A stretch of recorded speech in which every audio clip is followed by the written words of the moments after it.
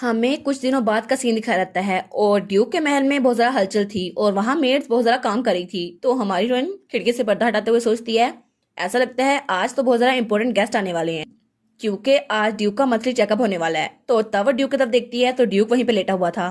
वो सोचती है कुछ दिनों पहले हाई प्रीस्ट प्रियोन उन्होंने मुझे कहा था वो मेरी हेल्प करेंगे और इस दौरान मुझे पता चला कि हर महीने ड्यूक के चेकअप के लिए कुछ प्रीस्ट आया करते हैं और तब मेरी मदर इन लॉ ने मुझे बताया कि मैं उनके सामने कुछ ना बोलूं और बस चुप रहूं। लेकिन हर वक्त जब वहां पे हाई प्रीस्ट आते थे तो वो अपनी पावर का इस्तेमाल करते थे लेकिन ड्यूक वो उठते नहीं थे। लेकिन ऐसा लगता है ड्यूक की रिकवरी को खत्म करने के लिए उन्होंने वहां के प्रीस्ट को रिश्वत दी थी ताकि वो हर बार मना कर दें। और उसके अगले दिन मैंने ये बात जाकर हाई प्रीस्ट प्रियन को बता दी क्योंकि ये तो मेरा आजादी का परवाना था ना। तो हाई प्रीस्ट ने कहा था ऐसा लगता है ये अच्छी अपॉर्चुनिटी है तो मैं ड्यूक के रेसिडेंस आऊंगा ताकि उनकी बीमारी का बहाना करके आपको वहां से ले आऊं। तो हमारी उन्होंने कहती है हाँ हाँ यही तो मेरा प्लान है, प्लीज ऐसा कीजिएगा। वो कहता है तो इसका मतलब है कि आप उसी दिन अनाउंस करेंगी ना कि आप एक प्रीस्टेस बनना चाहती है। वो कहती है ऑफ कोर्स यही है मेरा प्लान। और वो तो रोने वाली हो गई थी। वो कहती है बिल्कुल बस यही हो जाए।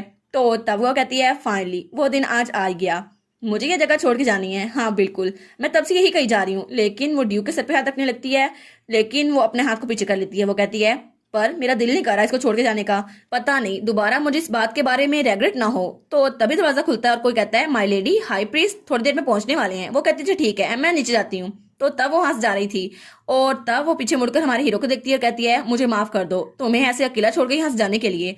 तो हमारा हीरो वहीं पे लेटा हुआ था और तब वो दरवाजा बंद करके वहां चली गई थी। और तब हमें नीचे का सीन दिखाया जाता है जब वहां पर हमारी एलिस और हमारी सीना खड़ी थी। तो तभी वहां पर किसी की आवाज आती है तो सब लोग पहुंच गए। तो तब वो दोनों उस तरफ देखती हैं तो वहां पर मिसेस क्विलिन थी जो कि बहुत ज्यादा लेविश ड्रेस पहन के आई थी। तो हमारी उन्हें कहती है आज तो बहुत ज्यादा इंपॉर्टेंट गेस्ट आ रहे हैं, लगता है इनका ड्रेसिंग स्टाइल तो देखो। वो कहती है सबको पता है कि आज कौन सा दिन है, आज डिप्टी प्रीस्ट टेंपल से आ रहे हैं ताकि कैलियोस को ट्रीट कर सके। तो यंग लेडी प्लीज आप बिना जरूरत कोई बात नहीं कीजिएगा। तो तब उसकी बात सुनकर वहां सब लोग खामोश थे। तो हमारी सोचती है बस ये कोई जवाब ना दे, मुझे चाहिए कि ये एटमोस्फेयर काम रहे, बस ये कोई जवाब ना दे। तो सीना मेल्टिन वो मुस्कुराते हुए कहती है जी बिल्कुल जैसा आप कहें। तो हमारी सोचती है क्या हो गया है आज इसे जवाब नहीं दिया आगे से, शायद इसने कुछ उल्टा खा लिया है। तो लेडी क्विलिन सोचती है इसको क्या हो गया है। तो तब वहां पर बग्गी पहुंच चुकी थी और सब लोग कहते हैं टेंपल की कैरेज यहाँ पे पहुंच चुकी है। और तब वो बग्गी उनके गेट के सामने रुकती है।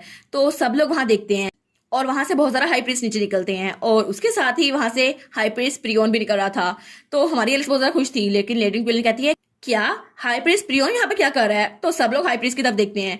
तो तब उसके सामने झुकते हुए ग्रीट करते हुए कहता है मिसेस क्विलिन हम बहुत दिनों बाद मिले है ना। तो मिसेस क्विलिन कहती है हाँ बिल्कुल हाई प्रीस्ट मैं आपकी ग्रेटिंग की अप्रिशिएशन करती हूँ लेकिन मुझे नहीं पता था कि आप इनके साथ आएंगे। तो वो कहता है मिसेस क्विलिन ऐसा लगता है कि आप बहुत ज्यादा गुड हेल्थ में हैं लेकिन लगता है आपको मुझे देखकर अच्छा नहीं लगा। वो कहती है हाँ मैं गुड हेल्थ में हूँ लेकिन क्या मेरी हेल्थ तुम्हें डिसअपॉइंट कर रही है। वो कहता है बिल्कुल नहीं, लेकिन मैंने सुना था कि आपका बेटा अच्छी हालत में नहीं है इसलिए मैं उसको चेक करने के लिए आ गया। लेकिन लगता है कि आपको अपने बेटे के बारे में बिल्कुल भी फिक्र नहीं है, आपका ड्रेस तो देखिए कितना लेविश है। तो वो कहती है तुम्हें क्या लगता है मैं अपने बेटे की फिक्र नहीं करती, तुमसे ज्यादा फिक्र है ना मुझे। वो कहता है जी जी बिल्कुल मुझे पता है आप इस तरह के इंसान नहीं है लेकिन फिर भी मैं लॉर्ड कैलियोस की मेडिकल हेल्थ के लिए यहाँ पर आया हूँ क्योंकि हर महीने आप टेंपल को डोनेशन करती है ना, तो फिर मैं अपनी बेस्ट करूंगा ताकि वो जल्दी से ठीक हो जाए। तो वो कहती है हाँ ठीक है, लेकिन वो बहुत ज्यादा चिड़ी हुई थी। तो हमारी सोचती है सरप्राइजिंग है ना, मुझे लगा था ये बहुत ज्यादा काइंड और अफेक्शनेट है लेकिन मिसेस क्विलिन के सामने ये जेंटल स्माइल रखे हुए भी कितने ताने करता है। तो तब वो हमारी हीरोइन को देख के कहता है तो फिर डचेस क्या आप हमें ड्यूक के कमरे में ले जाएंगी। तो हमारी हीरोइन कहती है जी जी बिल्कुल। तो वो सोचता है हाँ बिल्कुल क्योंकि आज आपके यहाँ से प्रीस्टेस बन के निकलने का दिन आ चुका है माय लेडी। और तब वो सब के सब ड्यूक के कमरे में पहुंच चुके थे। तो सब कहते हैं ठीक है तो अब स्टार्ट करते हैं। तो सारे हाई प्रीस्ट अपना मैजिक यूज कर रहे थे। तो हमारी सोचती है इनका मैजिक और डिवाइन पावर इकट्ठी होकर कितनी ज्यादा पावरफुल है और ये कितनी ज्यादा वार्म है। और तब वो सब के सब थक चुके थे। तो तब वहां पर सबसे बूढ़े वाला हाई प्रीस्ट आता है। वो कहता है हमारा काम हो गया मैम। तो वो सोचती है मुझे पता था कि इसकी वजह से बहुत ज्यादा थकावट हो जाती है लेकिन ऐसा लगता है कि बिल्कुल सच है क्योंकि जब मैंने पिछली बार कैलियोस को ठीक किया था तो मैं भी थक के उसके साथ ही सो गई थी लेकिन शायद मेरी पावर कम है ना इसलिए। तो तब वो हाई प्रीस्ट प्रियोन को देखती है तो वो बिल्कुल भी नहीं थका था। वो सोचती है ऐसा लगता है इनको थकावट बिल्कुल नहीं हुई, शायद इसीलिए ये पोप बनने के लिए अच्छे कैंडिडेट हैं। तो तब उसकी तरफ देखता है तो हमारी हीरोइन भी उसकी तरफ देखती है। तो एलिस की मदर इन लॉ कहती है थैंक यू पोप, मैं आपके फंड्स टेंपल में भेज दूंगी। वो कहता है थैंक यू। तो अब हम चलते हैं। तो हाई प्रीस्ट प्रियोन कहता है एक मिनट रुके, मुझे भी कुछ कहना है अभी। तो वो कहता है क्या। तो दूसरा हाई प्रीस्ट कहता है आपका क्या मतलब है हाई प्रीस्ट, आप क्या कहना चाहते हैं। तो हमारी सोचती है मेरे जाने का टाइम हो गया है, गुड बाय कैलियोस। तो वो कहता है जो रीजन थी कि मैं यहाँ पर आया हूँ वो ये है कि मैं नए प्रीस्ट को चुनना चाहता हूँ। तो वो कहते हैं क्या एक नया प्रीस्ट? तो तब हमारी हीरोइन चलते हुए आगे आती है और वो कहती है जी बिल्कुल, मैं एक प्रीसेस बनना चाहती हूँ। तो उसकी मदर इन लॉ कहती है क्या? तो सीना और बटर कहते हैं क्या डचेस आप क्या बनना चाहती हैं? तो वो कहती है बिल्कुल, मेरे पास डिवाइन पावर है और आज मैं आपको अपनी स्किल्स टेस्ट करके दिखा सकती हूँ ताकि मैं टेंपल में रह सकूँ।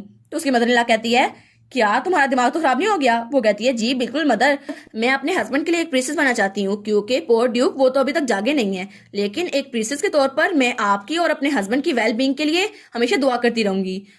तो तब वहां हर तरफ खामोशी खामोशी थी। तो डचेस अपनी मुट्ठी जोर से बंद करती है, कहती है तुम्हारी हिम्मत कैसे हुई? तो तब उस पर चिल्लाने लग जाती है। वो कहती है तुम आखिर क्या बकवास किए जा रही हो?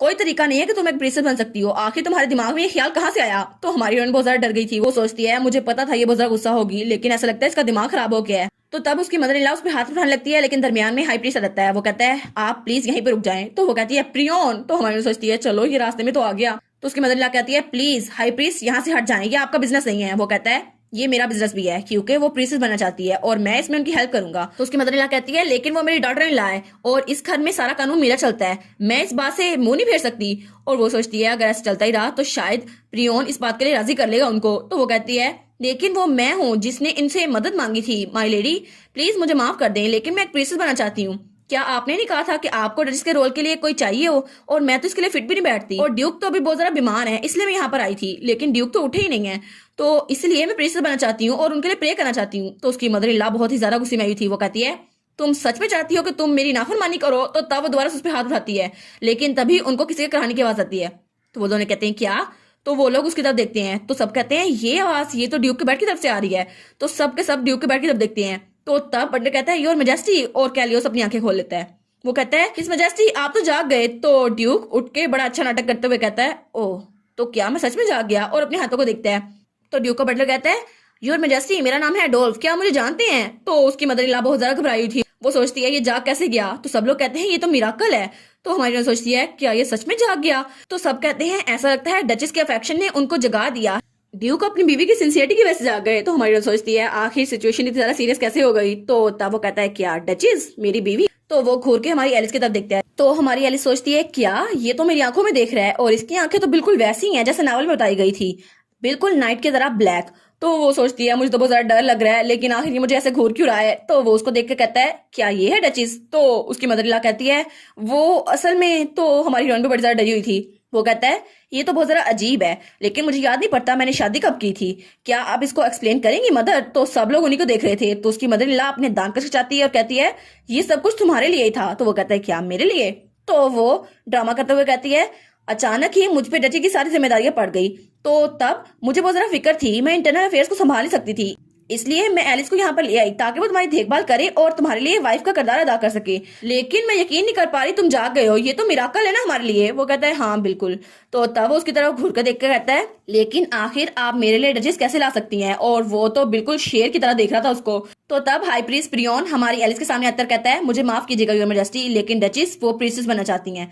तो उसकी मदर इन लॉ कहती है मैंने कहा था ना वो नहीं बन सकती प्रिंसेस। तो हाई प्रीस्ट कहता है हाई प्रीस्ट मुझे लगता है ये टाइम ये डिस्कस करने के लिए ठीक नहीं है। तो मेड्स कहती हैं ऐसा लगता है ड्यूक के जागने की वजह से लिटिल लेडी कुछ ज्यादा खुश नहीं है। तो दूसरा हाई प्रीस्ट कहता है आपने कहा था आप ड्यूक की वैसे प्रिंसेस बनने वाली हैं, लेकिन अब तो वो जाग गए ना, आपको ये बनने की जरूरत नहीं है। तो हमारी कहती है क्या? नहीं नहीं मेरा ये मतलब नहीं था। वो सोचती है अब मैं क्या बहाना बनाऊं?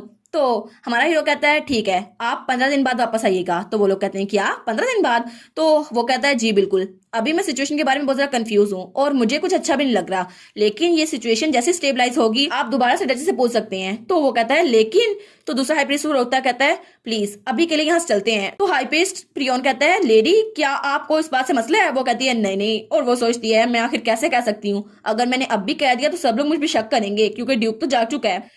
वो कहती है नहीं नहीं मैं इस बात से एग्री करती हूँ। और तब वो लोग सारे के सारे वहां चले गए थे और पीछे सिर्फ घर के लोग बचे थे। तो हमारी हीरोइन सोचती है सब लोग चले गए लेकिन सिचुएशन ऐसे कैसे हो गई? और तब उसे याद आता है जब जाते हुए हाई प्रीस्ट प्रियोन ने उसके कान में कहा था अगर कुछ भी हो जाए तो आप मुझे बताइएगा। तो वो सोचती है चलो अच्छा वो अभी मेरी हेल्प करना चाहता है, लेकिन मेरा प्रीशियस चांस वो तो चला गया ना।